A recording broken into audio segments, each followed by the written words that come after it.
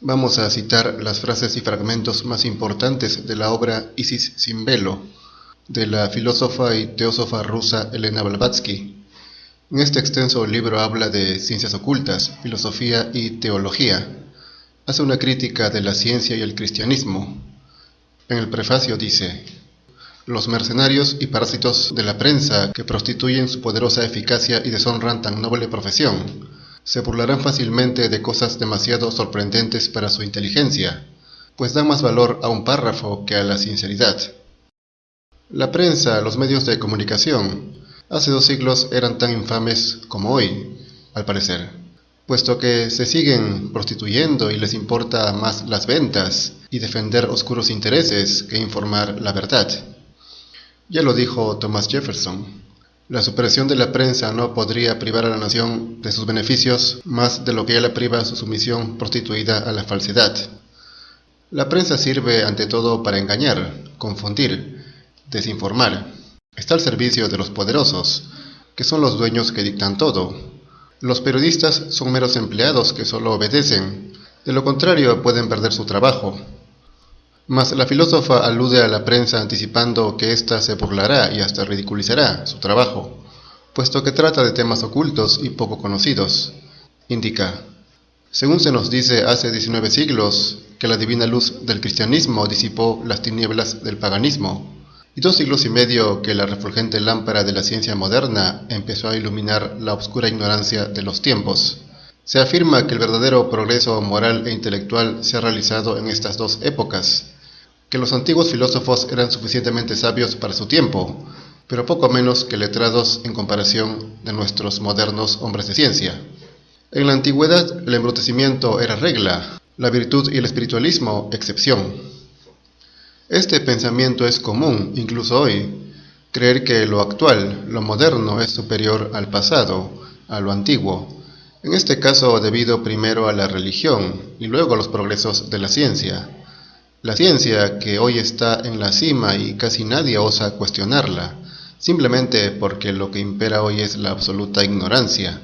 O sea, si yo no sé nada de ciencia, ni qué es, ni su método, ni cómo se realiza un estudio científico, etc., mejor no opino de ella, y es sensata esta deducción, evidentemente.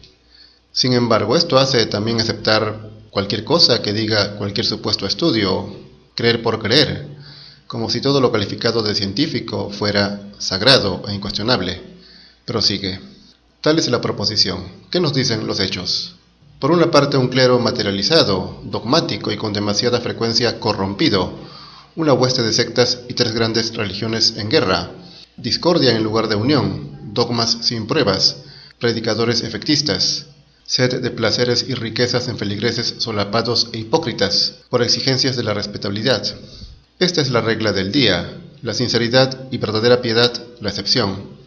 Por otra parte, hipótesis científicas edificadas sobre arena, ni en la más sencilla cuestión acuerdo, rencorosas querellas y envidias, impulso general hacia el materialismo. La autora critica primero la religión cristiana, totalmente corrompida y depravada ya desde antaño, y alude a las 3 grandes religiones monoteístas occidentales: cristianismo, judaísmo e islam.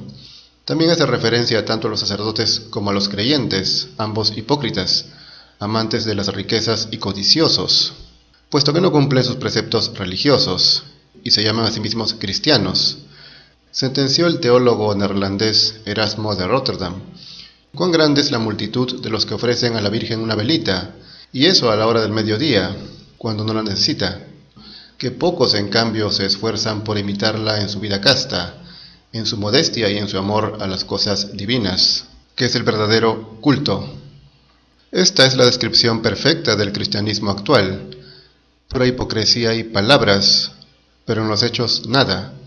Continúa: entre estos 2 titanes en lucha, ciencia y teología, hay una muchedumbre extraviada que pierde rápidamente la fe en la inmortalidad del hombre y en la divinidad, y que aceleradamente desciende al nivel de existencia animal. Tal es el cuadro actual iluminado por la meridiana luz de la era cristiana y científica. Hace 2 siglos, en efecto, en el siglo XIX, pugnaban estos 2 gigantes por tener la última palabra y por ser la máxima autoridad en la búsqueda de la verdad. La religión llevaba muchos siglos de reinado y empezaba a decaer, mientras que la ciencia poco a poco se consolidaba, tanto como para amenazar el predominio de la ciencia. Y hoy pues el prestigio de la religión se encuentra a un nivel muy inferior. Y no solo ha perdido la batalla, sino que cada vez más personas dejan de creer en ella. Su trono ha sido ocupado por la ciencia, que ahora todos creen con más convicción, puesto que ésta asegura tener pruebas mediante la experiencia, cosa que no proporcionaba la religión, puesto que apelaba a la fe, la cual es una forma de idealismo o espiritualismo. Pues bien, la ciencia se ha refugiado en lo opuesto, en el materialismo. Mientras los teólogos pueblan el mundo invisible de ángeles y demonios, los científicos afirman sentenciosamente que nada hay más allá de la materia. En efecto, estos dos son los extremos: la religión que se funda en lo espiritual, que habla de las bondades del más allá y el paraíso celestial, y la ciencia que no ve más allá de lo material, que encumbra lo terrenal y se somete a la materia. Cuando se sabe que la verdad, a tenor de los más grandes sabios desde la antigüedad, participa de ambas cosas, materia y espíritu, no se puede pretender sacar conclusiones irrefutables, verdades absolutas, sin considerar ambas cosas. Sin embargo, hoy muy pocos se atreven a cuestionar la ciencia, así como antes casi nadie se metía con la religión. Para los que no saben, hoy también se encarcela en varios países por tener ciertas ideas o aplicar ciertos procedimientos. Por ejemplo, en la medicina, hace poco hubo una gran prueba evidente del poder absoluto que tiene la ciencia. Es decir, la ciencia como instrumento del sistema y el capital financiero global. Así como la religión ha estado llena de corrupción, la ciencia también ha sido comprada por oscuros intereses.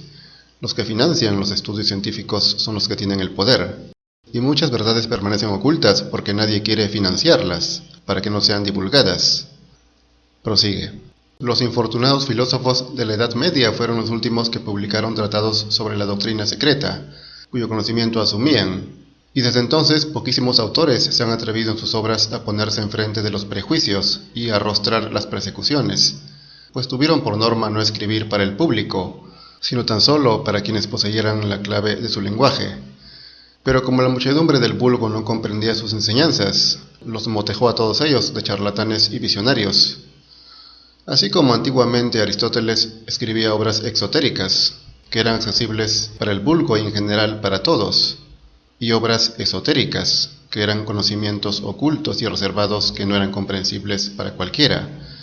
Así también en la Edad Moderna, máxime como el imperio de la religión, que tenía todo el poder y perseguía todo aquello que no era acorde a su parecer, los sabios empezaron a escribir de forma que no fueran fácilmente comprendidos, para no ser censurados y perseguidos. Por ello, la magia, por ejemplo, quedó estancada en la Edad Media. A partir de ahí empezó a desarrollarse de manera oculta para evitar a los inquisidores religiosos cristianos, sobre todo. Hasta que con el apogeo de la ciencia moderna tampoco pudo retomarse, puesto que el materialismo de aquella ciencia terminó marginándola y rezagándola a unos cuantos, a unos pocos.